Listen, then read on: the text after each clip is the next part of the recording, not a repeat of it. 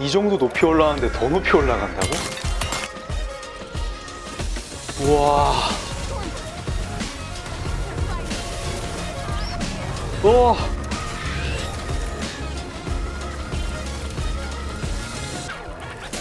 안녕하세요, 테크박스입니다.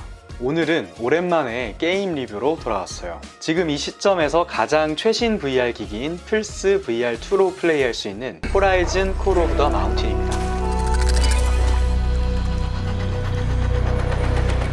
플스 VR2 독점작으로 정말 힘을 꽉 줘가지고 나온 게 느껴지는 게임이었는데요. 저도 이 게임이 되게 궁금했고 지금까지의 VR 게임들과는 차원이 다른 수준을 보여주지 않을까 기대를 했습니다. 이번 리뷰에서는 게임에 대한 간단한 설명과 제가 플레이하면서 느낀 장점들, 그리고 확실하게 단점이라 느꼈던 것들, 애매했던 부분까지 영상에 담아봤으니까 끝까지 재미있게 시청해주시면 감사하겠습니다. 먼저 너무 당연한 사실이지만 호라이즌 게임 시리즈고요. 게임의 시점은 호라이즌 제로던 이후입니다. 그러니까 호라이즌 제로던이랑 호라이즌 포비든 웨스트 사이의 시점이라고 생각하시면 돼요. 그리고 주인공은 이번엔 에일로이가 아니라 라이어스가 되어서 게임을 플레이하게 됩니다. 그러다 보니까 에일로이로 플레이할 때 가졌던 특별함이 많이 줄어들긴 해요. 창으로 열 수 있었던 기계로 된 문 같은 것들은 당연히 열 수가 없고요. 애초에 게임에서 그런 요소를 그냥 지나가다가 볼 수 있는 요소로만 넣어놨기 때문에 그렇게 신경 쓰이는 건 아니었습니다. 게임 플레이 타임은 6에서 8시간이고요. 왜 이렇게 짧아 하고 생각하실 수도 있지만 대부분의 VR 게임을 놓고 봤을 때 평균 정도라고 보시면 될 것 같아요. 먼저 제가 이 게임을 플레이하면서 느낀 장점들을 말해보려 합니다. 확실한 장점이고 강점은 역시나 비주얼 쇼크였습니다. 포스트 아포칼립스 배경을 좋아하시는 분들이라면 더더욱 열광할 수밖에 없는 그런 비주얼을 가진 게임인데요. 원래 PC나 플스판에서도 기계와 인류의 문명이 자연에 뒤덮여 있는 그런 광경을 되게 매력적으로 구성해놨었는데 그걸 내 눈으로 직접 보니까 와, 이게 경이롭기도 하고 또 아름답다는 생각까지 들기도 하더라고요. 그리고 모니터로 게임을 플레이하면 아무리 적이나 기계가 거대하다 하더라도 그냥 내 캐릭터랑 비교해가지고 이 정도 크기겠구나 하고 가늠을 할 수밖에 없잖아요. 그런데 이 VR로 직접 거대 기계나 썬더조, 스톤버드 같은 거를 직접 보면 이게 웅장함이 와 하고 보게 됩니다. 그리고 또 압도감을 느끼게 되기도 하고 스릴까지도 느껴지더라고요. 특히나 플스 VR2는 헤드셋도 진동을 해가지고 썬더조가 울부짖을 때 내 얼굴도 같이 이렇게 진동을 하거든요. 그래서 더더욱 현실감 있게 게임을 플레이할 수가 있었습니다. 다음 장점은 다양한 상호작용 요소들입니다. VR을 이용해서 할 수 있는 게 게임 내에 되게 많이 준비가 되어 있는데요. 일단 이런 피리 같은 경우에도 이렇게 얼굴 가까이 가져다 대면 피리를 불기도 하고, 징을 치면 소리가 나고, 물감을 이용해서 벽에다가 글자를 남길 수도 있었습니다. 키보드 마우스로 플레이하는 거면 그냥 뭐야 이거 이렇게 한번 클릭하고 말 수도 있는데 VR에서는 이런 게 또 신기하고 디테일한 데 신경을 많이 썼구나, 구현을 해냈네, 이렇게 놀라게 하는 요소가 되어주더라고요. 그리고 게임에서 자주 사용하게 되는 장비나 무기도 그냥 얻는 게 아니고 설계도를 보고 직접 제작을 해야 돼요. 막 손가락을 써야 할 정도로 정교한 작업은 아니지만 나무에 쇠를 고정하는 작업이라거나 끈으로 그걸 감는 동작이라거나 그런 것들을 하다 보면 좀 더 현실감 있고 게임에 몰입을 할 수 있게 해주는 그런 요소였습니다. 활에 그 화살을 만드는 것도 그냥 버튼을 누르고 있기만 했다면 VR에서는 활에 깃을 갖다 대고 그 전기 장치를 갖다 대고 그런 작업들이 이렇게 추가가 되다 보니까 저는 이런 게 불편하기보단 재밌었고 좀 더 몰입하게 됐었습니다. 그리고 여러 가지 퍼즐 요소들도 난이도가 그렇게 어렵지 않으면서 VR 기기로 할 수 있는 다양한 상호작용을 해볼 수 있어서 좋았습니다.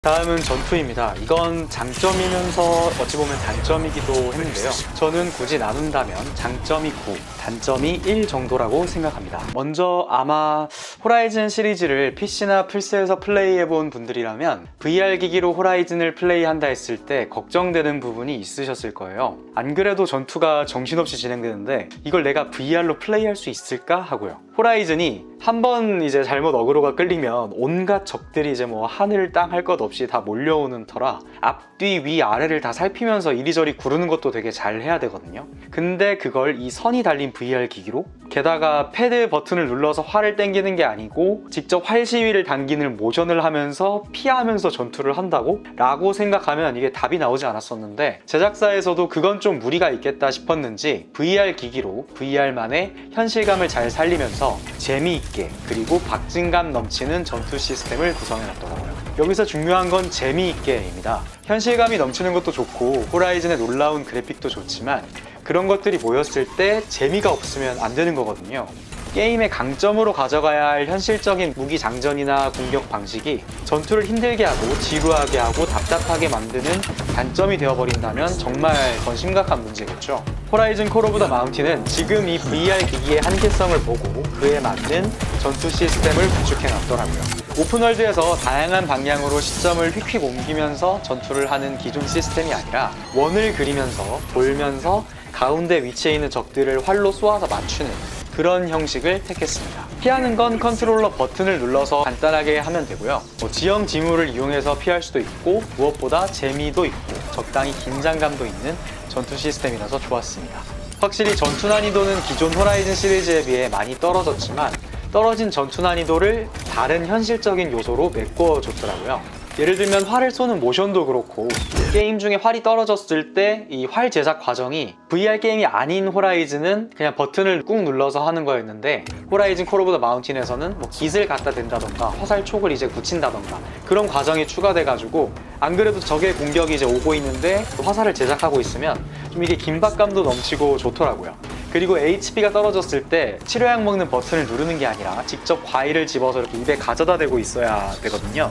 그런 점도 적당히 난이도를 높여주는 한 몫을 했습니다. 그리고 이 시스템 외에도 다른 점들도 전투를 재밌게 해주더라고요. 먼저 이 다양한 햅틱 피드백이 있었습니다.